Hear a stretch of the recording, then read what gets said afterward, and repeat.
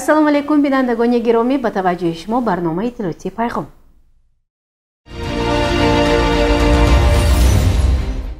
имрӯз санаи 17 марти соли равон дар варзишгоҳи марказии шаҳри Панҷакент бори нахуст мусобиқаи байналмилалии оид ба гӯштингирӣ баргузор гардид.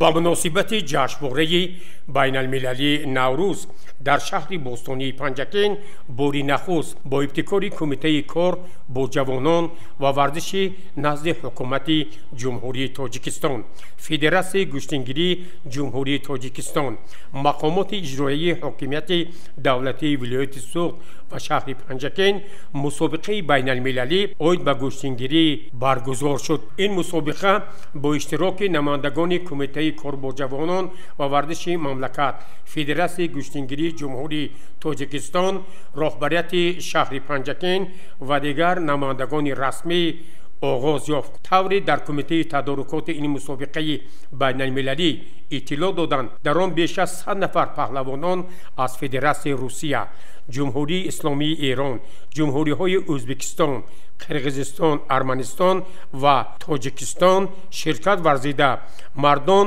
аз рӯи 4 вазн ва бонувон аз рӯи 1 вазн байни ҳам рақобат мекунанд. Сарпарастон барои ғолибони мусобиқа барои ҷои аввал 10,000 сомонӣ, мақоми дуюм 5,000 сомонӣ ва ҷои сеюм 2,500 сомонӣ мукофот таъсис доданд. ба таваҷҷӯҳи бинандагони арҷманд мерасонем, ки аз ҷараёни ҷамъбасти ин мусобиқаи байналмилалӣ телевизиони симои шаҳри Панҷакент дар барномаҳои минбаъдаи хеш гузоришҳои муфассалро манзури шумо месозад.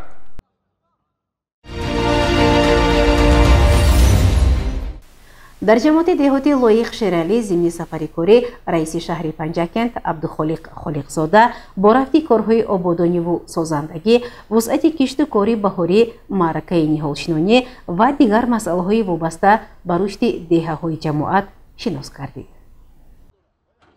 таври қаблан иттилоъ дода будем, дар ҷамоатҳои деҳоти шаҳри бостонии Панҷакент корҳои ободониву созандагӣ, бунёди як силсила иншооти ҷашнӣ ба ифтихори 35-мин солгарди истиқлоли давлатии ҷумҳурии Тоҷикистон бо маром идома дорад. раиси шаҳр Абдухолиқ Холиқзода зимни сафари корӣ ба ҷамоатҳои деҳоти Лоиқ Шералӣ ва деҳаи марғидари ҷамоати деҳоти Рӯдакӣ бо рафти корҳои ободониву созандагӣ шинос гардид. дар деҳаи ғӯсари ҷамоати деҳотӣ ба номи устод Лоиқ Шералӣ корҳои асосии сохтмону васлӣ ва ороишӣ дар беморхонаи минтақавӣ ба анҷом расида, ҳамзамон инҷо барои ободу зебо сохтани атрофи он масъулин бинокорон фаъолияти пурсамар доранд. раиси шаҳр Абдухолиқ Холиқзода ба роҳбарияти ҷамоат ва дигар масъулин дастур дод, ки бояд ин иншооти таъиноти иҷтимоӣ дар муҳлати пешбинишуда бо имкониятҳои замони муосир сохта ба истифода дода шавад. ҳамзамон дар деҳаи ғӯсари ҷамоати деҳотӣ устод Лоиқ Шералӣ бинои нави маъмурии ҷамоати деҳот бунёд мешавад, ки имрӯзҳо инҷо низ корҳои сохтмонӣ бо маром ҷараён дорад. дар деҳаи марғидари ҷамоати деҳотӣ ба номи устод Абу Абдуллоҳ Рӯдакӣ раиси шаҳр Абдухолиқ Холиқзода ба рафти бунёди майдончаи иншооти варзишӣ ва майдони парчами давлатии ҷумҳурии Тоҷикистон таваҷҷӯҳ зоҳир намуд. масъулинро вазифадор кард, ки бояд ин иншоот хеле зебо мавриди истифода қарор дода шавад, аз имкониятҳои муосир ва тарҳи зебои миллӣ пурра истифода бурда шавад. дар ҷараёни боздид аз ҷамоати деҳоти Лоиқ Шералӣ раиси шаҳр бо фаъолияти хоҷагиҳои деҳқонии ин ҷамоат низ таваҷҷӯҳ зоҳир намуд. ӯ иттилоъ дод, ки бояд соли равон дар хоҷагиҳои деҳқонии шаҳри Панҷакент барои зиёд кардани майдони картошка тадбирҳои иловагӣ андешида шавад. дар хоҷагии деҳқони Сомониён имрӯзҳо коркарди кимиёвии дарахтон бо маром ҷараён мегирад ва раиси шаҳр дастур дод, ки бо истифода аз тавсия ва маслиҳатҳои мутахассисони соҳа бояд боғу тогзорҳои ҷамоатҳои деҳотӣ ба номи устод лоиқ шералӣ ҳаматарафа барои гирифтани ҳосили фаровон омода карда шаванд. ҳамин тавр дар ҷараёни ин сафари корӣ раиси шаҳр барои боз ҳам беҳтар ба роҳ мондани корҳои сохтмону васлӣ, ороишӣ, сабзу хуррамгардонӣ, шинондани дарахтони арча дар ду тарафи шоҳроҳи асосии Панҷакен айнӣ ва вусъати киштукори баҳорӣ бо дар назардошти сафарбарии ҷавонон ба сафи қувваҳои мусаллаҳи ҷумҳурии Тоҷикистон ва боз ҳам баландбардоштани сатҳу сифати зиндагии сокинони деҳоти ин ҷамоатҳо дастурхоҳи мушаххас дод.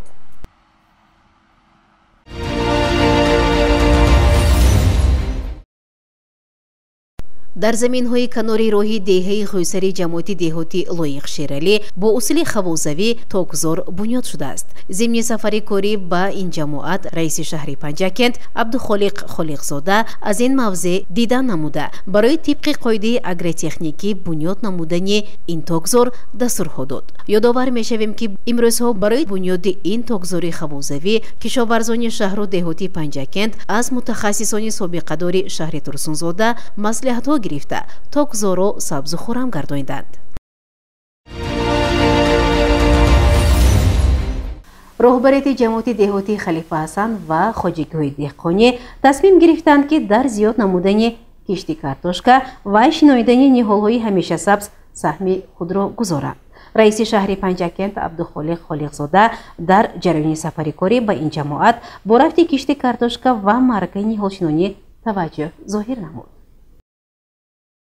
бо истифода аз обу ҳавои мусоиди баҳорӣ ва бо мақсади таъмини амнияти озуқаворӣ кишоварзони шаҳру деҳоти Панҷакент талош доранд то нақшаи дурнамои кишти картошкаро иҷро намоянд. аз ҷумла хоҷагидорони деҳқонии Мирзо Бобо Қиёмов ва меҳнатободи ҷамоати деҳоти Халифа Ҳасан имрӯзҳо дар кишти картошкаи баҳорӣ дар сафи пешанд. соли равон хоҷагидорон дар масоҳати 535 гектар картошка шиноиданд ва қисми зиёди онро кишти картошкаи барвақтӣ ташкил медиҳад. ба гуфти кишоварзон хоҷагидорони ин ҷамоат дар рӯёйдани ҳосили фаровон аз ҷумла картошкаи баҳорӣ таҷрибаи бой доранд ва бинобар ин онҳо ният доранд замини майдони киштро боз ҳам васеъ гардонанд. баъд аз ҳосили картошкаи барвақтӣ кишоварзони ҷамоати деҳоти Халифа Ҳасан азм доранд то дар ин заминҳо намудҳои гуногуни сабзавот аз ҷумла карам, сабзӣ, турб, шалғамро шинонида дар таъмини амнияти озуқаворӣ ва беҳтар намудани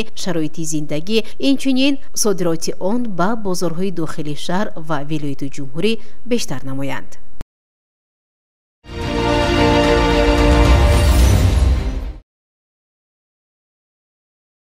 зимни сафари корӣ ба ҷамоати деҳоти Халифа Ҳасан раиси шаҳри Панҷакент Абдухолиқ Холиқзода бо иштироки намояндагони мақомоти иҷроияи маҳаллии ҳокимияти давлатӣ дар шоҳроҳи айни Панҷакент воқеъ дар деҳаи суфиёни ҷамоати деҳоти Халифа Ҳасан дарахтони сояафкану ҳамешасабз шиноиданд. шиноидани ниҳолҳо бо мақсади амалишавии барномаи кабудизоркунии табиати Тоҷикистон то соли 2040 ҳифзи муҳити зист, сабзу хуррамгардонӣ ва ободии диёр шиноида шуд.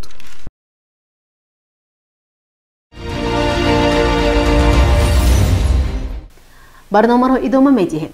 дар прокуратураи шаҳри Панҷакент ба муносибати рӯзи кормандони мақомоти прокуратураи ҷумҳурии Тоҷикистон ҷамъомади идона баргузор гардид.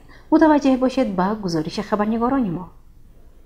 мақомоти прокуратура яке аз сохторҳои муҳими низоми давлатдорӣ ба шумор рафта, вазифаи асосии онҳо аз таъмини волоияти қонун, таҳкими қонуният ва тартиботи ҳуқуқӣ бо мақсади ҳифзи мустақилият ва соҳибихтиёрии мамлакат, ҳуқуқу озодиҳои инсон ва шаҳрванд, асосҳои демократии ҳокимияти давлатӣ, вазъи ҳуқуқии мақомоти маҳаллии ҳокимияти давлатӣ, мақомоти худидоракунии маҳаллӣ, дигар мақомоти давлатӣ, иттиҳодияҳои ҷамъиятӣ, динӣ, ҳизбҳои сиёсӣ ва дигар сохторҳои ғайридавлатӣ иборат аст. ҳамасола санаи 14 март кормандони мақомоти прокуратураи Тоҷикистон иди касбии худро таҷлил менамоянд. با این مناسبت رئیس شهری پنجکент عبدخالق خالقزاده کارمندان پروکراتوری شهر را با عید کسبیشان شادباش گفت.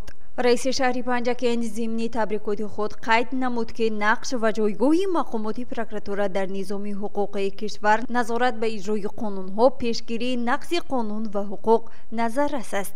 ساختار این نهاد در دوران استقلال کشور تحت هدایت و دستگیری های بی‌واسطه اساسگذار صلح و وحدت ملی پیشوای ملت پرزیدنت جمهوری تاجیکستان محترم امامعلی رحمان تحکیم یافته کارمندان پروکراتوری شهر رسالت کسبی خود را با کمال مسئولیت و صداقت بجا می‌آورند.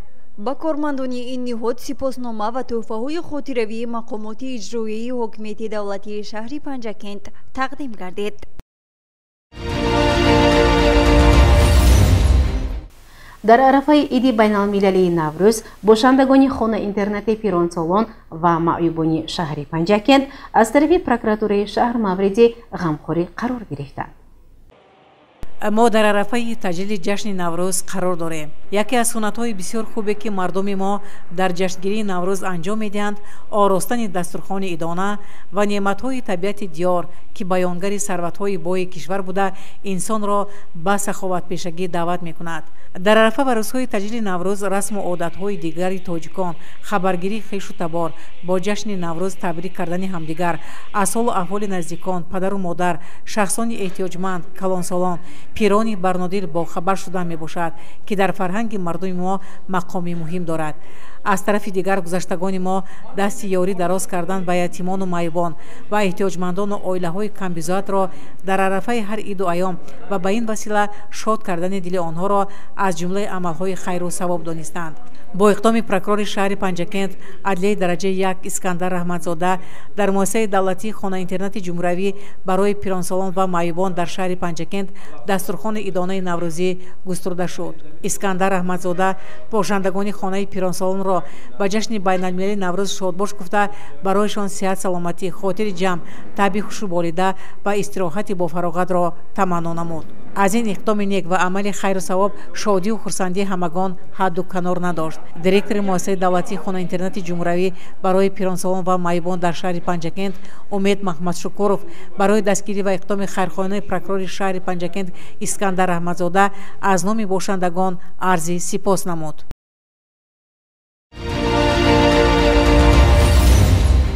با مقصد سبز و خرم گردانیدن و شنودن گل‌های رنگارنگ با مناسبت جشنواره نوروزی عالم‌افروز از طرف متخصصان و کارمندان کارخانه فرعی دولتی خواجگی منزلی کمونالی شهر در خیابان و کوچه‌های مرکزی شنودن گل‌های رنگارنگ موسمی آغاز یافت. در زمینه نقشه‌های عقب‌دانی، سبز و خرمگردانی به یک شهر زیبا و گلپوش تبدیل دادن شهر بوستانی پنجکent در اساس سفارش‌های رهبریت کشور، ولایت و رئیس شهر پنجکent امروز در خیابان و کوچه‌های مرکزی شهر پنجکent معرکه شناندن گل‌های موسمی با موفقیت آغاز یافت. معاون سردار کارخانه فرعی دولتی خواجگی منزلی کمونالی شهر پنجکent دلشاد بهرامov با ما اطلاع داد که در ماه مارت از طرف این کارخانه شناندن 150,000 بیخ گل‌های موسمی آرایشی به نقشه گرفته شده است. تصمیم گرفته شده است که در چند روز نزدیک 2,500 بیخ گل‌های آرایشی موسمی در خیابان مرکزی شهر پنجکent شنانیده می شود. سردار قطعه خواجگی منزلی کمونالی شهر پنجکent ابراهیم امولوف با ما اصرار داشت که برای شناندن گل ما پیش از همه متخصصان و کارمندانی که در این سمت تجربه خوب داشتند سفربر نمودیم و سال روان تصمیم گرفتیم که هم شناندن گل و نگاه‌بینی آن در اساس قاعده‌های اگروتکنیکی به راه مانده شود و شهر پنجکent باز هم آباد و زیبا گردد. چند نفر بانوان کارمندان خواجگی منزلی کمونالی ضمن صحبت به ما گفتند که واقعا شناندن گل‌های رنگارنگ و موسمی برای آنها خیلی خوش است، زیرا نوروز نوبهاران از فصل زیبا از فصل گلپوش و فصل سبز و گلریز گرداندن شهر باستانیمان آغاز می‌یابد. از روی اطلاع مسئولین تا به امروز از طرف کارخانه فرعی دولتی خواجگی منزلی و کمونری شهر پنجکین در خیابان و کوچه ها نزد بیناهای معموری در مجموع 450 به درختان آرایشی همیشه سبز شنانیده شده است و روند سبز و خرمگردانی شناندن درختان و گلبوته های آرایشی و گل های موسمی در شهر پنجکین با موفقیت ادامه داده می شود. گزارش عباس همرازاده و خیام جورایف.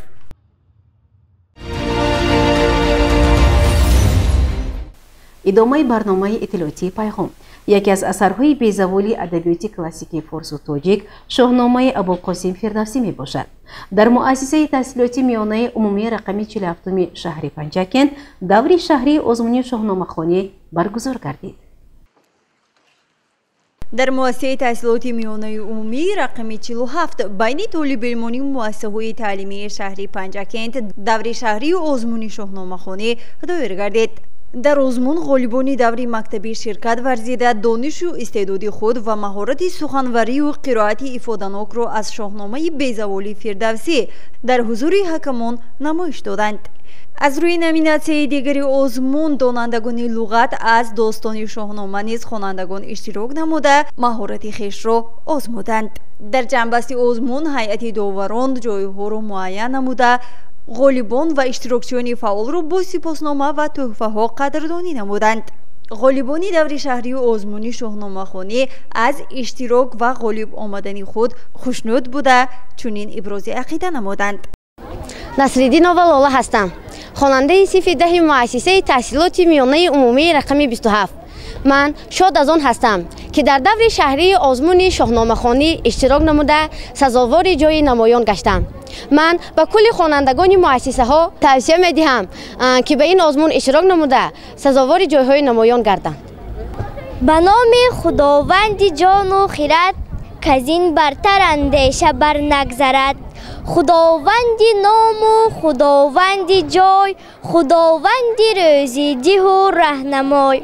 من با بانیاز و نگاره خواننده صنف 4 و مؤسسه تحصیلات میانه عمومی رقم 71 خیلی شادم که امروز در آزمون شاهنامه خوانی سزاوار جای افتخاری گردیدم و به همسالان خود توصیه میدم که بر این آزمون آمده اشتراک کنند. من دوست آقا نصیبه خواننده صنف 9 مؤسسه تحصیلات میانه عمومی رقم 28 به نام نیسه سیف‌الدین هستم. من در این آزمون شاهنامه خوانی اشتراک نموده سزاوار جای نمایان گشتم و میخواهم در آزمون‌های من بعد اشتراک نموده جایهای نمایان را سزاوار شوم. من مصطفی و زرینه مؤسسه تحصیلات میانه عمومی رقم 4 تحصیل می نمایم. من منتدار هستم که در مکتب 47 آزمون اشتراک نموده دانش خود را سنجیدم. من منتداری می نمایم که به دیرکتوری مؤسسه جمعه و فرزانه و معلمی من همراه بیبی جان منتداری می نمایم. من سعیده فرشته خواننده صنف 9 مؤسسه تحصیلات میانه عمومی رقم 25 به نام بابا جان غفور می باشم. من منتداری خویش را به پرزیدنت جمهوری تاجیکستان محترم امام علی رحمان می رسانیدنیم چون برای ما نورسان و جوانان چنین آزمون‌های باشگاه را برپا نمودند. آزمون شهری شاهنامه خوانی همساله در اساس نقشه چاره‌بینی‌های شعبه معارف با مقصد اجرای دستور و سفارش‌های پرزیدنت جمهوری تاجیکستان محترم امام علی رحمان جهت قدردانی گرامی داشت و تجلیل 1085 سالگی ابوالقاسم فردوسی به خاطر جلب خوانندگان به ادبیات، شعر و شاعری، بیدار نمودن حسی ایجادکاری، دریافت چهره‌های نوی سخنور و سخندان، بازگردانیدن ذخیره لغوی، ترغیب غویاهای وطندوستانه و تحکیم احساس خودشناسی و خودآگاهی ملی گذرانیده می شود. گزارش مرتبه رحمان و شاحسین صالحوف و شهباز قربانوف.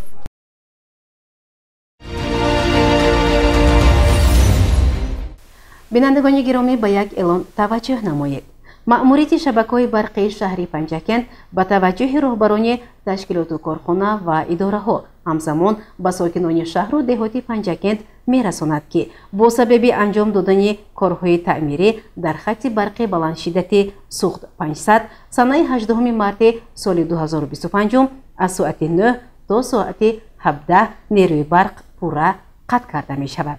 аз сокинони шаҳру деҳот эҳтиромона хоҳиш карда мешавад, ки оби нӯшокиро қаблан захира намоянд.